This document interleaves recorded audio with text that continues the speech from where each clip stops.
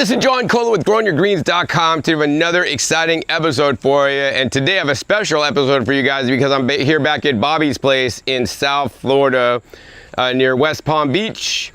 And you guys can see this is his place inside here. I made a previous episode with Bobby because he literally erected a $50,000 greenhouse to grow some durian. So I'm here for an update on his greenhouse. But more importantly, I also want to show you guys his property this time of year. He's only ever expanded his collection. He has the largest collection of fruit trees, and especially rare fruit trees, and not just like common fruit trees. He also collects wild fruit trees in the same like species and genus and stuff. So this dude's crazy, like over 2,000 different kinds. And so anyways, first up, I want to share with you guys a fruit that I shared with you guys last trip, which is right here. So let's go ahead and give you guys a close-up. All right, guys, so the first fruit I'm gonna show you guys is a Cecropia. On my property in Puerto Rico, I have lots of Cecropia growing, but this is an improved selected variety of Cecropia. So let's see if I can reach up and pull this branch down and gently harvest it, because these guys get super soft, and when they're super soft, they drop, and when they're super soft and drop, they just basically splat and turn into nothing. You guys can see the ants love it because it's super sweet. So what we're gonna do, this is known as the gummy worm fruit. Online it's gone viral. So like these are like totally crazy, like gummy worms, like woo, it's like almost like a hand on you. It's crazy, it's like alive. Woo. It's gonna flip you off. All right, so let me go ahead and break off a piece of this stuff. Cecropia gummy worm fruit. Tried it last time, let's see what I think this time. Wow. Seriously, guys, this tastes like sugarcane. Tastes like, it's sweet as sugarcane, guys. That's what I'm gonna tell you guys. And like, it's like soluble fiber, so it's like soft. It's not, there's no fiber you need to spit out. It's like a little bit citrusy. It's super delicious. One of the best Cecropias I've got. Very important, guys. This is not a wild variety. This is a selected variety. Super crazy. This is just one of the crazy fruits that Bobby has, so let's learn about a lot more. All right, so we're here with Bobby, and Bobby, what's been going on since I've been here last? We've had a lot of mangoes fruiting right now, jackfruit, a lot of ananas are fruiting. The greenhouse, I took out all my plants out of the greenhouse to do some of the renovation work I'm doing, gutting it out, changing the soil. In preparation for the durians being planted. So we're doing a prep work right now. A lot of trees outside are blooming and flowering, so I think I'm good with the collection at this point. I'm not trying to increase anymore. But and maybe you've been trying to reduce that, you'll learn about in a minute. Yes, so I'm trying to get rid of a lot of my trees that came out of the greenhouse because I simply don't have enough room to plant all my trees that are in the pots, so we're gonna talk about that later. All right, cool. So why don't you show us some fruits that are ripe in season right now that I could try for the camera? So we have a hybrid that's a jackfruit and a Champa-Jack. So Champa-Jack. Champa-Jack. The good thing about Champa-Jack is it's easy peel. So you don't have that latex, so you can... There's no latex on this. Not much latex compared to a jackfruit. And the skin is thin, you can peel it off. And just open it up and it all comes out. All comes out, but the only caveat is if you like softer jackfruit, then you're gonna love it. Some people don't like softer, so they may not like it. It's a little slimy for them, but I personally love soft jackfruit, so. And what's the difference in taste? Because this is a Champa-Jack and a jackfruit cross. Is it more like jackfruit, more like Champa-Jack? It's, most of these are more like a Champa-Jack. So what it means is that it's a little more slimy. Oh, wow. It's more sweet, it's sweeter. And it's got more pulp, but it also has a bigger seed too. So I would say comparable to a jackfruit in that way. But it's sweeter and it's a little more slimier, which is in a good way slimier. I like it personally. And then what are these special cultivars, or why are these trees special? Yeah, so these are seedlings I got from different places, Thailand, Borneo. I ate these and then I kept these trees that are, these are all seedlings, not grafted. So these are hybrids of Champa-Jack.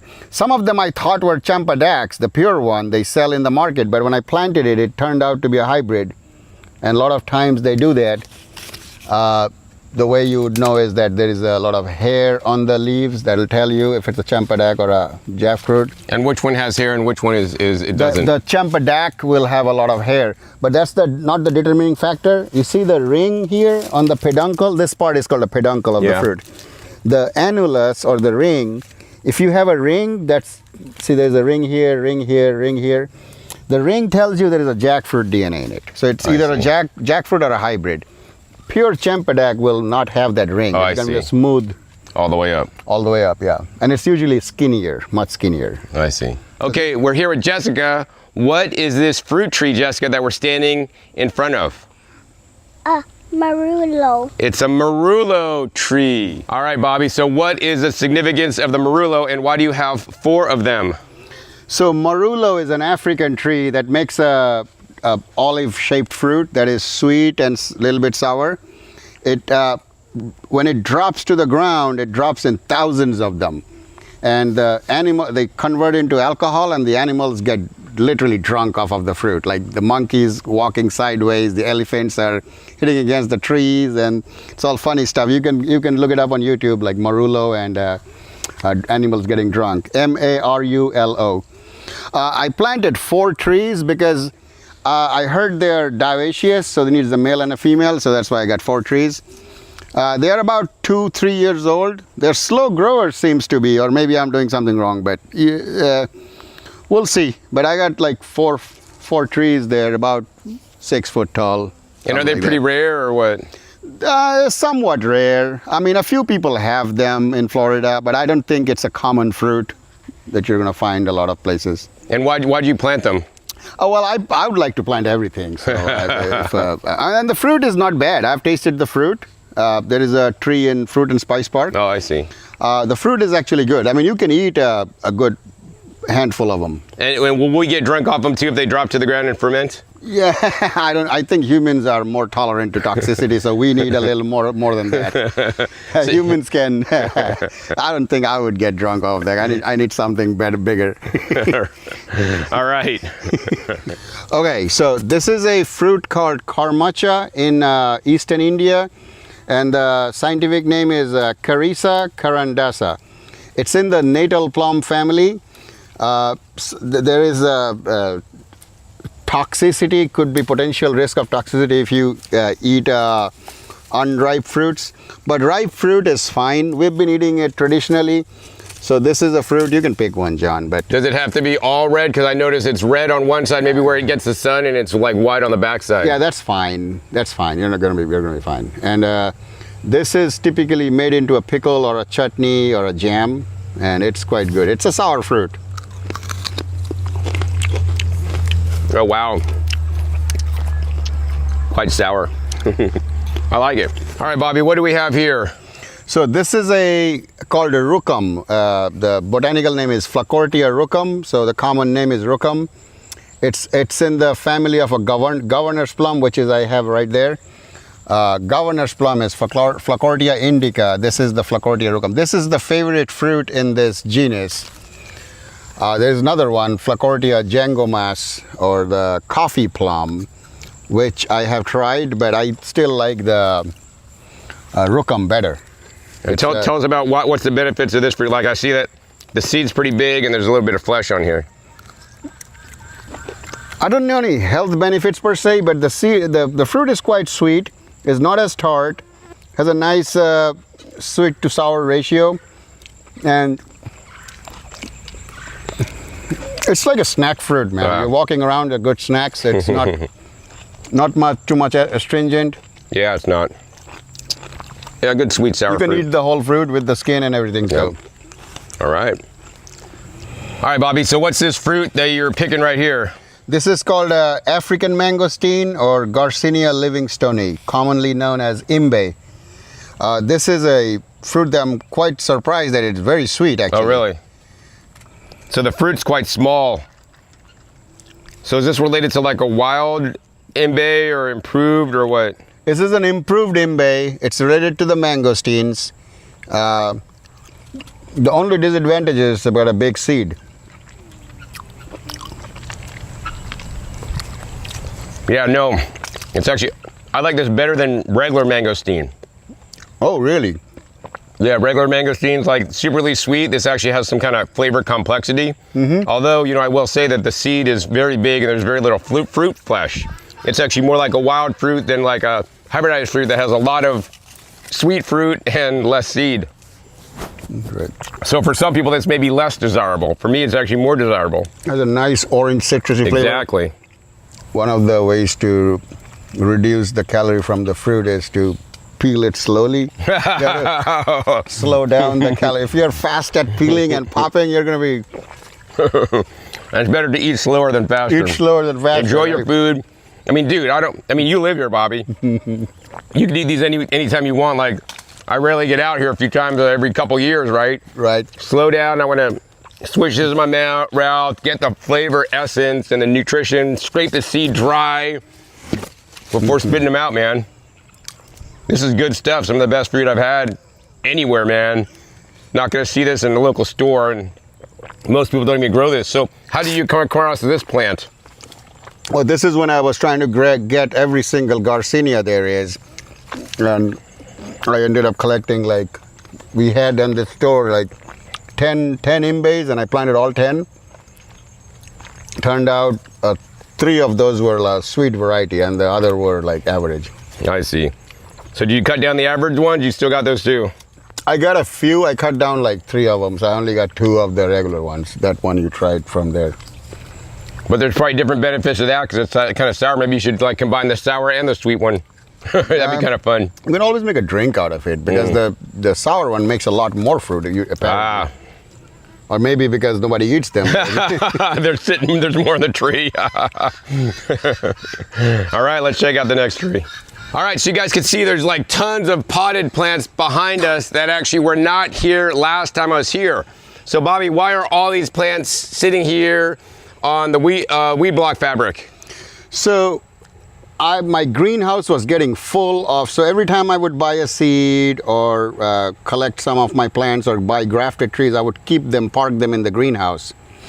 And the greenhouse got full and we couldn't move and the soil was getting stagnant. He's a plant hoarder. I am too. And then it was defeating the main purpose of the greenhouse, which was to grow durians.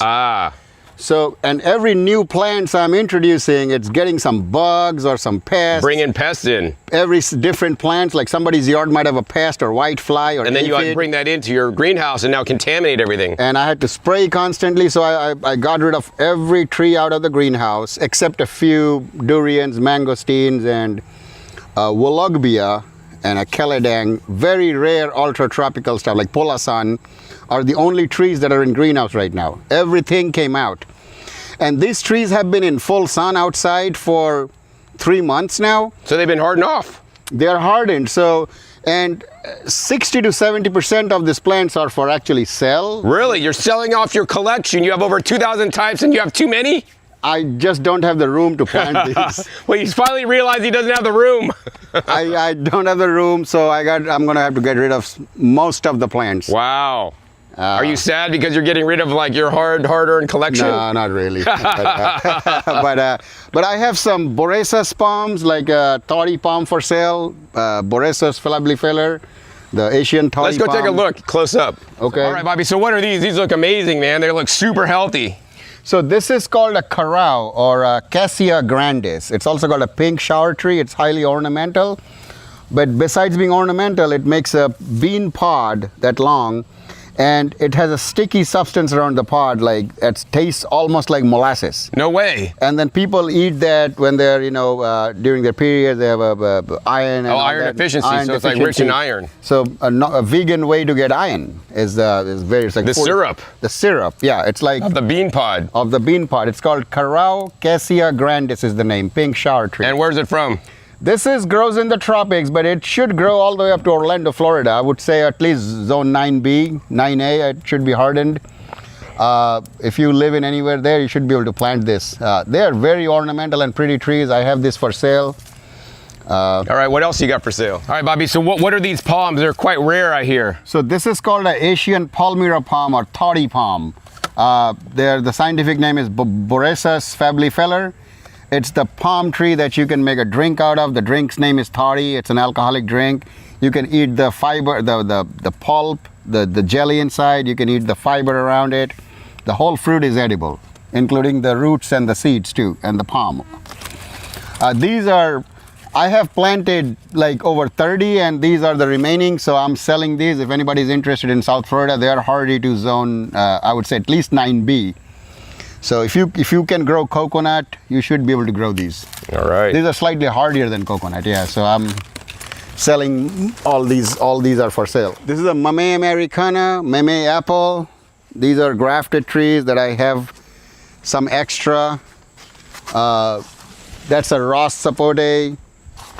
I have extra. I have a bunch of ilamas. I have a yellow sugar apple. So some of them got fruit on it. Lots of ilamas for sale. I have African peach, India for sale. Then I got some lucumas for sale. The Potaria lucuma. These are a bunch of syzygiums from Indonesia. Makes cool looking fruits on the trunk. A few mangoes. I'm not big into mango selling. I have a bunch of cambucas for sale. All these trees came out of the greenhouse. These are, some people know in Brazil, called Imbe tuberosa. It's in the Ambarella family. So Spondius tuberosa. That's some cambucas. I have some large cambucas in 25 gallons for sale. They're looking at some elephant apple. I pretty much got, I mean, anything you're looking for, I have it. I may not sell it, but I have it. And a lot of trees that are rare. I'm not trying to compete with the local nurseries or anything. I'm just trying to sell the trees that came out of my greenhouse that I don't have room for. I have a lot of bale fruit that are for sale, bale trees, wood apple for sale, wood apple, Limonia acidissima. Yeah, as you can see, I mean, if you're looking for something specific, you can always ask me. So Bobby, will you put out a list with all the different ones that you have available for sale for people so they know? Okay, I could do that. All right, I have a bunch of Sonkoya for sale, the Annona purpurea. Yeah, pretty much anything you're looking for. A lot of ice cream beans. And then how can somebody get a hold of you if they are interested in buying one of these? Facebook is fine, Facebook Messenger, or I can put my phone number down in your link. All right, can we look inside your greenhouse, man? See how it's looking and see what you're doing in there? Yes, yes. All right, Bobby, what do we got here, man? This is called a dwarf Inga or Inga lorina. These are so tiny. I've never seen ice cream bean fruits this small, Bobby. So what's special about this one? It's a smaller tree and it's easily fruits and then fruits a lot, almost like half the year it's fruiting. And it tastes as good as a bigger Inga, just a little less pulp to eat. Wow, it's good. Yeah, less pulp to eat, but it looks like there's a lot more fruit on the tree. All right, Bobby, what are we looking at here? This is called a Diamond River Longan. It's one of those longans that does great in the tropics. Most longans don't like the tropics. They like a little bit chill. This is the one that you want to grow if you have more on the tropics. I'm not saying Florida is tropical, but we also don't get much chill hours. So this is great. It produces a lot. Even in Hawaii, people say this produces a lot, the Diamond River, and it's a great tasting variety too. Yeah, I would say the flavor is excellent because Longan I prefer more than lychee, believe it or not, and Remington. This one has a little bit larger seed. But the flavor of this, the flavor is incredible, man. Yeah. All right, guys, so it's getting really windy. It's probably gonna rain. So what's up next is we're gonna actually go ahead and go into the greenhouse, give you guys a greenhouse update to show you guys how successful Bobby has been growing inside the greenhouse. All right, guys, so let's head in the giant greenhouse. They got full lighting. Check it out.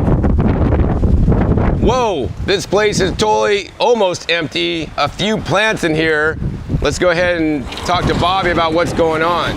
All right, Bobby, last time I was inside here, this place was packed full of plants that, of course, you guys just saw are now outside, and actually Bobby's trying to sell out because he has a lot of extra plants as a plant hoarder. So Bobby, how come you cleared out this greenhouse? Like, what's going on? So what was happening is, so I had trees in pots that were doing great. Some of the durians I grew up to 12 feet tall. That's the fan kicking in, the exhaust. But I've had trees doing great in pot, and every time I would plant them in a ground, whether this greenhouse or another greenhouse or outside, it slowly started declining. And we sent some root samples to the laboratory, and they found that I have the root rot Phytophthora infestans, a big Phytophthora problem in the soil. So one of the things I had to do was obviously then to remove all the trees that's infected, remove all the potted plants, and then do like a soil remediation. Fumigation. Yeah. Soil remediation. So one of the things I'm doing right now is putting down mulch, spreading mulch, as you can see over there. You can show it later, but there's a bunch of mulch. And I'm hitting it with a couple of beneficial microbes. The one of them is Trichoderma. There's like 3-4 strains of Trichoderma. It's basically green mold that goes in the soil, populates it, and I want it all over my greenhouse, like the plastics, the rods, and the posts, everything. So once that's inoculated with Trichoderma, the Phytophthora goes down, because Trichoderma actually kills Phytophthora by dissolving the skin, and it's a food source for the Trichoderma. They just don't eat the fibers and the polysaccharides. They actually eat the Phytophthora as a meal. So having a lot of Trichoderma without the tree source, so that's why I'm not planting anything, because as soon as I plant a tree, the tree is a food source for the bad guys. So I don't want to give them any food. I want to plant the trees, keep the trees in the pot, and then hit it with Trichoderma first, and then I use my special blend of Lactobacillus EM bacteria. Right now I'm on an EM cycle, so I'm using a lot of Lactobacillus bacteria. This is 100% organic. I could actually drink this. This is what you've been spraying on your soil to basically make it alive. Yeah. And wow, that's crazy, dude. You're actually drinking the water that you spray out to your plants, which is basically a bunch of different beneficial. Actually, they're kind of like they're same probiotic supplements that you could buy at your health food store, actually. Yeah, they're Lactobacillus casei, Lactobacillus ruderi, gasseri, Bacillus subtilis. All the lactobacillus that are beneficial for humans are in there. And they're beneficial to the soil. Beneficial to the soil, and they're anaerobic, so they grow deep down. And ideally you want to spray this 3 times a week, 3 times a month, 3 weeks for a month, and then the Trichoderma like once every week. So you have to alternate these things, because also the Trichoderma and the beneficial bacteria would compete with each other, right? Exactly, because Trichoderma is a green mold. It needs air, so it's aerobic. So if you put both together, depending on the situation, they'll cancel each other out. So you want right now I'm doing the anaerobic. When I have Trichoderma, I would put a bubbler in there, because they like the air. So when I have Trichoderma, I'll put the bubbler. And keep in mind, Trichoderma is mildly pathogenic to humans. It's not a beneficial fungus. It is a fungus, but it's beneficial to plants, but it's not beneficial to humans. If you get a lot of green mold and you breathe into it, if you have allergy, you're gonna have a problem. So don't think Trichoderma, and in fact, some of the Trichoderma will give you a mild allergic reaction if you breathe in the green mold. And that's how you know it's a good stuff. You get sick. I wouldn't want to. I don't get sick because I have a good immune system, but a lot of people will get sick because it is irritating. I can feel that I breathed in something not pleasant. But this stuff, the Lactobacillus, is golden. You can drink this stuff, no problem. So tell everybody, like, you know, how many days in between spraying so that you don't, like, you know, mess up one and hurt the other. So I go 3 straight weeks every single day with Lactobacillus. So three weeks. Every single day. 21 days straight. 21 days straight, because I have it on my irrigation line. Makes it easier for me to water every day. It waters by itself. I don't do anything. And then 7 straight days of Trichoderma. Of Trichoderma straight. And when I do the trichoderma, I usually increase the dial a little bit so it puts more trichoderma. But usually what's happening, what will happen is once I put the mulch down, the trichoderma is going to stay on the surface where there is air, and the lactobacillus is going to go deeper down, and they're going to stop competing because they have common food source. So they're going to need the mulch. You can't spray them on soil, sand, nothing to eat. So you got to put the mulch first, the beneficials later, and you keep going for like 6 months. Wow, you do this process 6 months without even planting, so you're really kind of like inoculating the soil, getting the soil ready so that when you plant your trees, it's not gonna have bad mojo or, you know, bad guys in the soil. Exactly. After that, you pop in the tree is gonna explode. That's the hope. The hope. I can show you some of my durians that are next. I can show you. All right, yeah, let's take a look. All right, Bobby, so what are we looking at here? So these are all grafted durians that I've gotten from Hawaii, Costa Rica, different places. I grafted some myself from seedlings. This is a D99, also known as Cob, K-O-B, or Kradum Tong. It's got a button. It's one of the durians that fruits by itself. Oh, wow, self-fruitful. Self-fruiting, you don't need cross-pollination. In fact, it can help other trees to fruit also because of the providing a lot of pollens. So I have 3 of these. These are all grafted. These will go in the ground in like 3 to 6 months from now, depending on, I'll start by experimenting, like I'll just put 1 tree. So yeah, in case they still get affected, you didn't plant the other ones and risk them. And then you gotta then go back and either treat the ground more or maybe do some kind of different thing. Yeah. So I got several varieties. This is red prawn from Malaysia, really good variety. Oh, I've eaten that before, frozen. Red prawn, yeah. I got Montong, obviously. I got Nuan Thang Chang. I got Puang Mani. Couple of different varieties of Ganyao. These are the top Thai varieties. I also have several Malaysian varieties like Golden Phoenix, Musang King, Black Thorn. Let me show you a Black Thorn. This is a black thorn.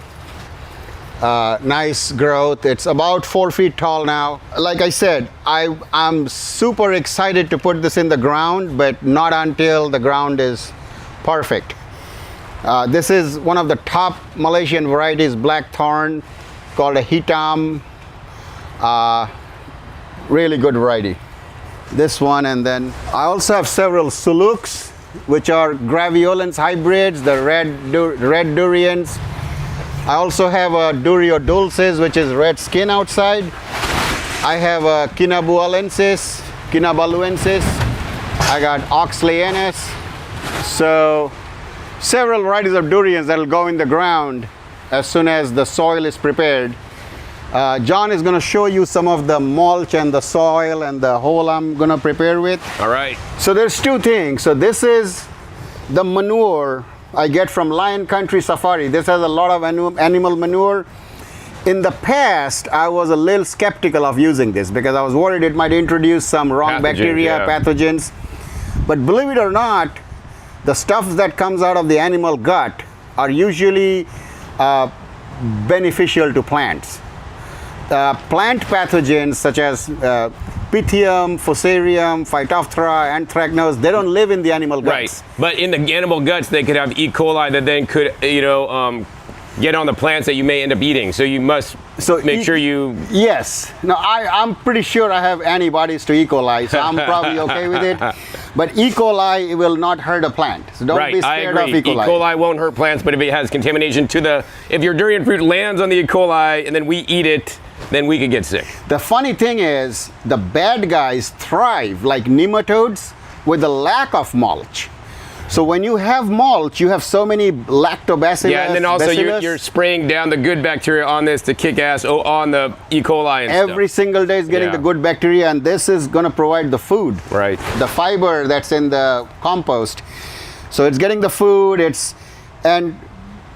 I should have taken my own advice. I preach people about using manure and everything, which I haven't used myself because I was scared to do it in the greenhouse. But I have had potted durians with this stuff, manure, and they didn't have a problem. They liked it. Yeah.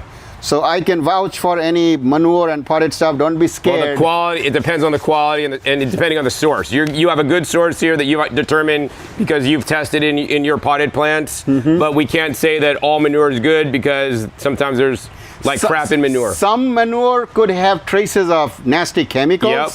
Like or herbicides, herbicide, grazone, and other glyphosate, but it's not still going to be okay for your trees. It may not be good for you to eat. For vegetables. Well, for vegetables maybe, but if you're eating it, may not be. But for trees, well, I would say know your source. Know your source, yeah. Also, there are a lot of bacteria found in the animal gut. That's actually going to kill nematodes. Oh, so okay. many lactobacillus bacteria in the manure will kill nematodes. So nematodes, if you put a lot of mulch on top, nematodes don't make it. It's only when you have a bare ground with a bunch of weeds growing, that's when you have the infection. Mulch is really good at suppressing pathogenic funguses and bacteria for trees. For trees. This may not be great for animal consumption or your personal, I would not make a probiotic drink out of this for myself. No way. I will not do that, but for trees, this is safe. Now, this is going on the whole greenhouse. The whole, how thick of a layer are you going to put? I would say about 3 inches, 2 to 3 inches. On the whole greenhouse. The whole greenhouse. Now, this is not the mound I'm planting the durian. That's going to be different. All right, so let's talk about the mound or show an example. So, all right, Bobby, so we're here sitting in a mound, and what's going on here? So the mound is where the trees will go. So you're going to put 3 inches of the manure, and then you're going to layer on how big of a mound on top of the manure? So the manure is going on the whole greenhouse. This is to inoculate my beneficial bacteria. The mound where I'm planting durian is separate from that thing because that's everywhere. Yeah, this is on top of the 3 inches. This is on top of the 3 inches. And then how many more inches high is this? So this will be at least a foot high. Oh wow, foot high. It's not done yet, but these are lava rocks. Yeah, the red lava rocks. Red lava rocks. Kind of common. They hold a lot of nutrients, plus they have these crevices that can hold beneficial bacteria. Right, of course. So these goes at the bottom. Then I have the cow manure already.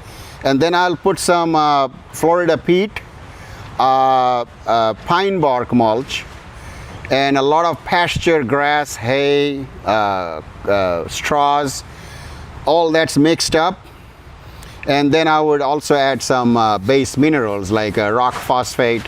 But I don't need a lot of phosphorus because the manure has phosphorus and nitrogen. And that's going to go in a hole in the mound? It's going to be mixed in. Mixed in, so it's in the mound. The whole mound is made out of these ingredients. Right. So the K-Mac, for example, it's a fertilizer. I'm not going to throw it in fertilizer in the whole greenhouse. I just need it in the mound where the tree is. I see.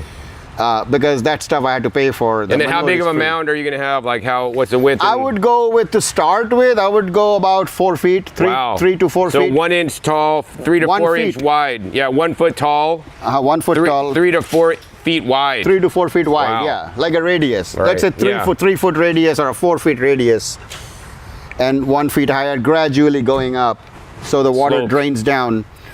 And this will be, like I said, Florida peat, composted pine bark, a little bit of my sand, a little bit of native sand, about 20%, and straw and hay. And then I'm going to water this extra with hand water it on top of what the irrigation is. And you're going to water it with lactobacillus mixture. Lactobacillus, whatever I have, like a stronger concentrations on a right, directly on a daily basis. And that's how it'll go for 3 to 6 months, and then I'll plant the tree. Oh wow! So you're gonna make the mound. You inoculated the whole greenhouse for 3 to 6 months, and then you're gonna make the mounds, and then inoculate the mound for 3 to 6 months, and Correct. then you're gonna finally plant the durian. Wow! Correct. By that time, you better have good soil. Correct. And not only I'm gonna have a tree that I'm gonna plant sitting on the mound without planting. Oh wow! So you're gonna let the roots kind of go in? No. Oh. I'll make sure the root don't go in. I see. Put a little rock. But the idea is to weather acclimatize the tree here. I see. Because in its spot. Well, what if I plant the tree and the tree dies because of the weather, not because of my soil? I see. So the tree may not be happy. So you're here. kind of isolating that it's Exactly. going to be not the weather and this spot particularly for this tree because the way the sun comes in or something. So because in the beginning I'm only going to do 1 or 2 trees. I see. Because I don't know. So because I'm going to do 1 or 2 trees, I want to know if it's the weather that killed it, like whether it's the too hot, too cold, too dry, too humid, too much sun, too little sun. If that killed it, or is it the soil that killed it? So if I leave the tree here for 6 months and the tree keeps growing, it grows fine and everything is fine and dandy in the pot. And then you plant it and then it's like declining. Then you know the tree was happy with my weather. The greenhouse was perfect. The soil wasn't. So that's the idea, because knowledge is everything. If you don't know what's going on. But maybe once you prepare, actually while you're doing this and this is in a pot, maybe you should take soil tests and send it off and check it for the bad bacteria of the Phytophthora before you plant it in. Which is my plan, which is what I'm going to do before and after. I'm going to send one sample now and send one sample right before planting. Gainesville in University of Florida in Gainesville have that facility. So I'm going to do that, and that was in my plans, yes. All right, good. Okay, so you know, the first time you got durian, tried to plant it, you weren't successful, so now you're going through this whole process. I mean, probably it's going to be about a year, 6 months to a year before you even put anything even in the ground at this point, because you're just totally making sure you have good soil. What if you plant one, it doesn't make it, and then you know, you plant others and it doesn't make it? Are you going to continue to stay in Florida and try to grow durian, or are you just going to be fed up at that point because you've tried everything and you've proved in your mind that you can't do it, even though you're so motivated to grow durian in Florida and you know, and be the exception to the rule because nobody's done it before? See, there is a few things that motivates people. There's a reason why people do certain things. One is for the results, that you want to get fruits. That really doesn't motivate me. Maybe I'm not figuring it out. What motivates me more are the wow moments where I figure out a mistake. So if I kill a durian, it actually makes me happy. That's a good thing to set you up. If I kill plants in my garden, I'm happy. If they succeed, I'm not happy. Because now I know what killed it. What not to do. Maybe I tested it for Phytophthora, Pythium, but it's the Fusarium that killed my plants. Well, then you test for all of them. I have to test for all of them. But it's good I'm talking to you because now I know I have to test for all these. I was just going to test for Phytophthora. You should just pay for every test and see, and even a nutrient test at that point, man. But these durians are so hard because don't get too much hung up on the soil. I advise not to do this for most people because they're going to buy these expensive durians and they'll kill it because it got too hot. Every time I open the door and if I forget to close the door, the trees go limp. These trees, they like a Goldilocks zone. So not too cold, not too hot, not too much sun, not too much shade, not too much humid, not too dry. If you miss out on the parameters, you're gonna see your league. You don't need a Phytophthora. It'll kill it. Dude, you should have computer controls where you have like temperature sensors and wind sensors in here, and it beeps your freaking phone. You're like, I do. It's out of the range. You got to fix it right now, dude. I do. It's called sensor push. It's already set an alarm. It's got. Just now I got an alarm. Look. Why? It's too cold. Just now it got an alarm. No, it's 90 degree Fahrenheit. Goes above 90 degree. So if I click on Durian 1. Configure. Look, it's got the temperature, high limit, none. There's an alert. You see that high limit 90 degree and low limit 57. I see. So temperature goes above 90 degree, I get an alert on my phone. Goes below 57, I get an alert. Same with humidity. So I got alert twice, but I ignore them because I check. No, because it's 91, 92. How much above 90? Is it over 100? If it's over 100, then yeah, then I got to come and take a look. But usually it doesn't. And all that's set with a fan, so it's all automated. The idea is for me to not work because I got to avoid making the human errors. I don't want to depend on me because I might be, out of country, chilling somewhere. I don't want my durians to be dead. So. Once it goes above a certain heat limit, it turns on my exhaust fan. Goes certain cooling limit, colder, it turns on the heater. Gets dry, turns on the sprinklers. Gets too wet, now if it gets too humid, I have only one solution because you need to get dehumidifiers and have them turn on. So that also turns the exhaust. I mean, flushes the air out, so that does the job. but I have to also turn off that water on the cooling wall at the same time. So I got to do a couple of extra things. But they're all automated, so I Wow, don't so do I mean, anything. this is what you get when you get a $50,000 greenhouse with all the automation systems. Just to correct you, I don't want to. It's close to $250,000. Oh, $250,000 greenhouse. You're not gonna get this for $250,000. This is like a half an acre greenhouse. But I was just cracking my leg. But yeah, you want to keep this plant, climatize it, and you know certain trees like Musang King, they can handle a little more heat. Monthong can handle a little more heat. Kan Yao don't like heat. So you might have to adjust trees around In the right spots. See, you don't want to plant a tree where you want the tree. You want to plant a tree, big mistake, right? Where the tree wants to be planted. Where the tree wants to be planted. This tree may hate this spot, and you are working hard to fix your soil microbiome, and the weather kills your tree. Too hot. This spot gets too hot because that part of the cooler doesn't work. So this one spot has a lot of heat, hot spot. The other spot is cooler. So all that matters. Maybe your rock came with a Phytophthora in the rock. So you did all the... You got to sterilize your rocks, dude, before you bring them in here and like kill it. Exactly. So no. So what motivates me is the wow moments. Like when I kill a durian, if I don't figure out, then I don't enjoy it, obviously, because now I lost something and I don't know what happened. And these are, how much on average do your durians cost? Each tree is like $100 or more. But the amount of effort so I got to fly somewhere to bring it. So it's not the cost of tree, it's the cost of the flight to Hawaii. I see. Cost of the flight to Borneo, the time. So when I lose a tree, and then let's say I figure out Phytophthora killed it, and I find a new species of Trichoderma, like there are so many Trichoderma, you know, most people don't even know that. Trichoderma is the green mold. You got Trichoderma gallium, Atroviridis, Trichoderma viridae, Trichoderma virens, Trichoderma harzenium. All these Trichoderma, you see the viridae name a lot because that's green. Viridae is green. So there are two Trichoderma that are specifically targets Phytophthora, goes and kills them. And so you got to make sure. So what are those the right two? The two right ones are Atroviridis. And the other one, I'm forgetting the name, is a Trichoderma gallium, I believe, or Trichoderma, not the harzenium, the other one, the gallium. But there are two Trichoderma. You can Google it. Yeah. But I had to fine-tune the Trichoderma, and then one of the tree was the roots were turning black, and it was dying. So anytime you see a problem on the leaf, like the leaves are getting brown and stuff, it's not drinking water. And the people, what they do is they add water. Add more water. It never helps because the roots are rotting. They're not drinking. And you got to really remove some of the soil and see.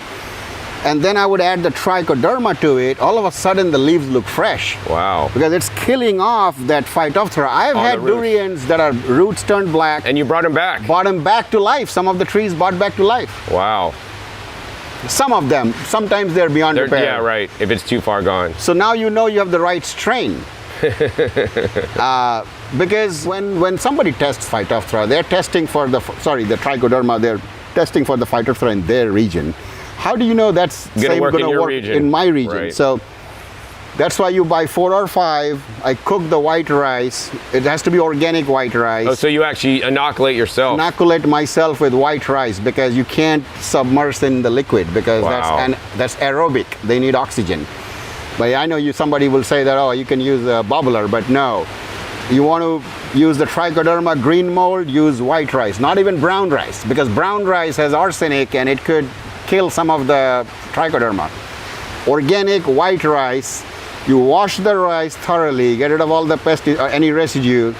You cook it in half the liquid, then you would cook the rice, like literally half the liquid, so it's drier. Then you add the Trichoderma culture, and it'll go turn green. And now you know it's the right stuff. If you take a whiff, if you get a headache or you get an allergic reaction, you know it's good. That's the good stuff because Trichoderma is not beneficial for humans. But you add that stuff, and see, the amount of excitement I have when I grow the durians, it's way more than someone who is a durian farmer and yeah, we got 100,000 pounds of durian. Oh, I got to go to the market and sell them. Man, it sucks. Where's my coffee? Let me drink my coffee. Oh, I'm going to sell this durians. Oh, shit, I only could get this much. I think it's boring. What I'm doing is super exciting because I don't really care if they die. I'm just doing an experiment with my own money. I'm basically losing money doing this. And it's like you're going to a casino. Like, okay, I'm going to throw this dice. Let's see if it works. Oh, I'm going to throw this Trichoderma at it. Or throw this Lactobacillus, drink some of it. See if it works. Hey, I lost. Fuck it, didn't work. Big deal. This is how everybody should be in gardening, man. Like when you kill something, yeah, big deal. Try again. But figure out what happened that last time. Okay, as long as you don't do the same mistake twice. Right, don't do the same mistake twice, right, of course. I mean, the other thing that interestingly I found about Bobby that I didn't know last time I was here is that his wife really loves durian. So, you know, I'm going to say personally, maybe he won't admit it, I'm saying, you know, he really has a lot of love for his wife because this is one of her favorite fruits. And this is probably another reason why he won't tell you he's growing the durian, because he loves his wife. He wants his wife to have the durian without having to buy all the imported durian. Well, also it helps if your wife loves durian that I don't got to take care of them all the time. So she can come take care of it. She actually looks for the bugs. She'll tell me, oh, she has the white flies and the bugs under the tree. So and that's important. That's yes, like you got to check it every day or even twice a day, man. Twice a day and check for the bugs, check for the leaves dryness, drying, the water. Yes. Some likes more water. We found that the red prawn likes way more water than the Musang King. Wow. Musang King can take a little more dry. The red prawn cannot. That drinks more water. So you got to check the tree every day to find these out because you can't figure this out with formulas. Because every tree is different. Yep. Sometimes bugs. Yeah, you got to turn every leaf upside down and look at the underside of the leaves. And only people who love trees can do that. And my wife loves trees more than I do. I'm more like the scientific experimental guy, all the bacteria and the spraying and the nozzles and the hoses. But right now I'm digging out a stump in the greenhouse. Oh, wow. I don't know, is beneficial? Can anybody tell me if a stump is beneficial? Probably good if it's got good bacteria on it. I was thinking I'll drill a hole through it and drop a bunch of white rice with Trichoderma. might help, or get rid of the stump. I would get rid of the stump. Stump grind it, pull it out just to have everything clean, because I mean, it potentially could rot down and could be good if it's inoculated, but I don't know. Don't take a chance. No, get rid of it. All right, Bobby, any final words of wisdom you'd like to share with my gardeners today before we sign off? Yeah, I would say just enjoy the gardening. Don't take it too seriously, because even if you make it fruit or something, you didn't really get the eternal code of happiness anyways.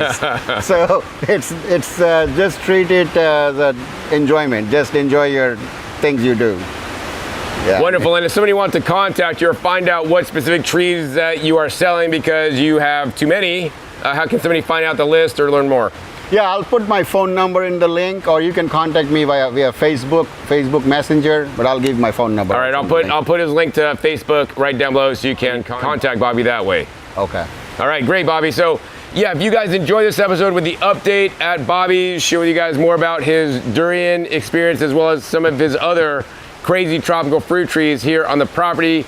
Please be sure to give this video a big thumbs up. Also be sure to share this video with other people so that they can learn how to not to make a $250,000 mistake and kill durians. They could, pre-prepare the soil and test the soil before planting when you have very important trees. Also be sure to click on the subscribe button right down below so you don't miss out on my new and upcoming episodes. I've come out every 5 to 7 days.